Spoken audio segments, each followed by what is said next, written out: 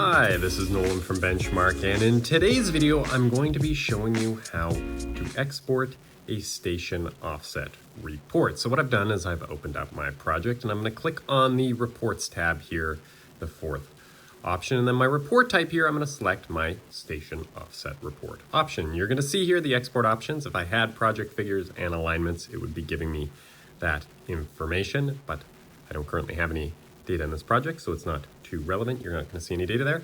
But what I'm going to do is I'm going to click on Create here, and it's going to tell me my station offset report has been successfully exported, and it will take me back to my main menu where I can continue on my merry way. But for now, that is everything in today's video. That is how you export a station offset report. And if you have a moment, I'd please ask you to hit that subscribe button down below. It really just helps out and it helps me keep making these videos. And if you have any questions about anything you've seen in today's video or any questions about anything you've seen on our YouTube channel, please give us a call at 1-888-286-3204 or visit us on the web at bench-mark.ca.